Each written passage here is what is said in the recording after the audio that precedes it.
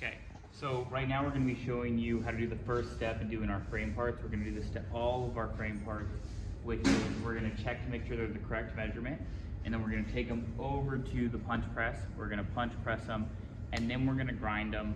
I don't know if we're going to get all of that one video, but we're going to try to. Okay, so right now I have my frame stock from my working drawings, and these are supposed to be 12 inches. So I'm going to take my ruler and measure, and these rulers are not very accurate because you guys keep banging them up over the last 10 or so years. And so I don't trust this dimension here.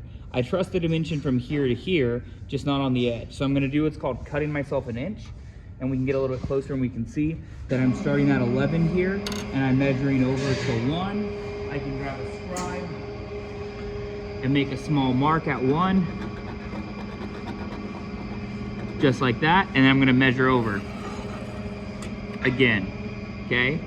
And I can see here that I'm about 1/16 of an inch long, which is about what we want because we want to make sure you guys have enough material to square it up.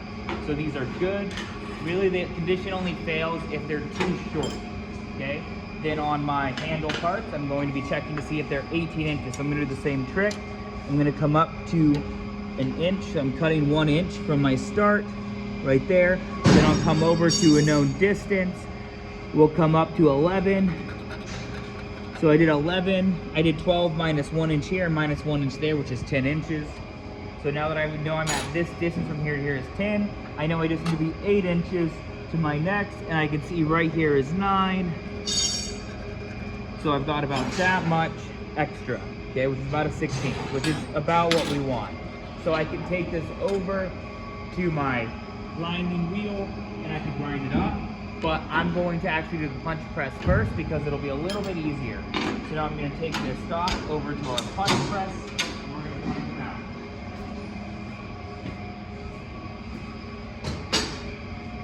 The way that this machine works is I have to have my hand here for it to go. The second I let go, the machine shuts off. The easiest mistake to make is to let go before it's finished punching. So this works on a flywheel system. I spin it up, it gets all the momentum. Then I come in, and I punch it, and it cycles.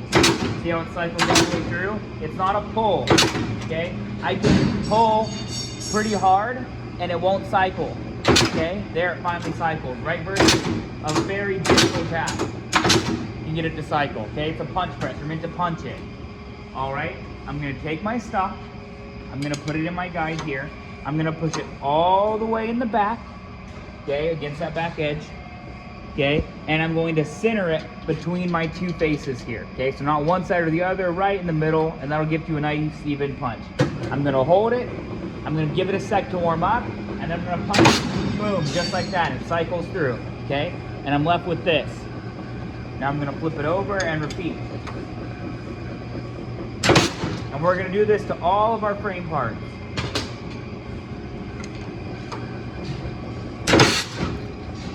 Okay? Sometimes it gets a little bit sticky. Just give it a jiggle. It's not that big a deal.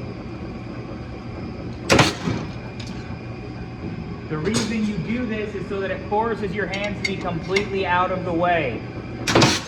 Okay? Which means that if your friend's doing it, guess what they shouldn't do? Hold it for you or punch for you, okay? I set it up, I come up, I punch, I come back, I pull it out, and it's nice and good to go, okay? Do not put your hands in here. Now let's simulate a bad punch. So let's say I punch and let go midway. Now, it punched it out, but not well. Let's try and get a failure here. So I'm gonna turn it up and immediately punch. Okay, did you see how it kind of only went halfway? Not great. So if I ever make a mistake, I can always cycle it back up using this rod that sits right here. I just cycle it up. See how this lets me cycle the machine manually? So sometimes it'll be like this or like that. I literally just need to cycle it once up, and now I'm gonna let go. Ideally, I don't have a part in there, but if you have a part in there, it's not a big deal. And when I hit it, I'm going to be aware that it'll automatically cycle the rest of it. See how it went up that little bit? So depending on where it was in its cycle, it might come all the way up, or it might finish the punch down and then come up. So just be aware. That's like the thing that scares students and is a little bit more dangerous. You want to make sure that your hands are always out of the way for this, okay? We got all of our parts punched now. So let's go take them over to our sanding wheel and sand them. And I'll be making, this is the same stuff for your spool guard, your cable guide.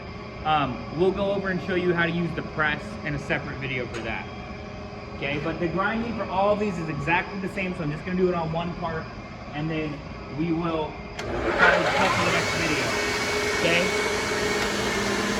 So my goal is to get rid of these burrs, get this edge nice and round, and then put a nice bevel on it and smooth this transition, okay? But without losing my reference face, right? Because remember that it's still the right length, but only to those edges. So I don't want to grind it so much that I lose my reference face. I'm gonna start by getting rid of my burrs. I come up on the side of the wheel, just like that. And you see my burrs are now gone on this face, and now I have a flat face that I can reference on my table. I'm gonna come here to 90, and I'm just gonna turn through, okay? Back up and across.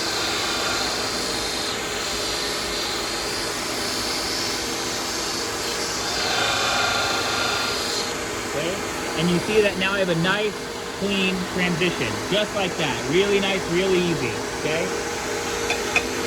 Now I'm going to come up, and I have two options here, but I'm gonna put this bevel in. So I can come up off the plate, and I'm just gonna swirl, just like that. Okay, and now I have my bevel. This, and it's gonna get hot, you can put it in the water. There's a few options here. So I can do it like this, just fine. If I do it like this, I might have some binding issues because it might want to try and go through the guard. So if I lift up a little bit and use my hand against the guard, I can brace and get the same movement without it trying to pull it through, okay? Especially on the thinner parts, there's a good chance it's gonna want to try and whip it through the guard, okay? So that's why it's not ideal, but as long as I'm holding it out a bit and I'm coming in at about a 15-degree angle, okay, you can see like this angle here is about 15 degrees. That'll put a nice bevel on it, okay? My other option is to turn it up and to come and do the same thing here. So if you notice, it's the same angle, okay? It's just doing it in the vertical versus the horizontal. This one, you need to really make sure you don't hit the guard, right? Because that's to stop, that's so that if I'm coming in, it bounces off. It's not a brace. I'm not supposed to brace it. The only time we really do that is when we're doing flat stuff. The second I'm putting in an angle, I want to lift it up a bit and just kind of freehand it. And then that way, I don't have to worry about it coming vertical, because the more vertical it gets, the more likely it is to slip through, right? Here, it has no chance, but the closer I get, the worse it's going to be, and we're pretty close. So that's why I usually recommend doing it this way, but it's your choice, okay? And we'll see that there's no difference. See how I have some space?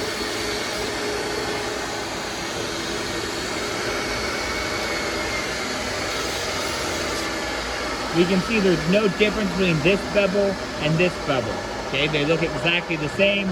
They fulfill the same purpose. I can feel this with my finger, and it's nice and smooth, okay? The last thing on doing these is I might take them over to my Scotch-Brite and do the same thing, right? So I come up at an angle, or I come up here, right? I might push through. On this one that's a little bit flatter, I can see that you guys have been grinding your welds on it because there's a groove on it in the middle. Okay, just like that. Now it's nice and smooth, the transition's good, and it's all round. And I'm still at my developed length, okay? I'm still at my good length here, okay? So now I'm gonna repeat this on the other side and for all my other parts, and then we'll go through each individual part. We'll get its own video for what do I do after both sides are cleaned up. How much time am I at? 9. Okay, so we're going to be good. Let's finish this side, and then we can be like, that's good.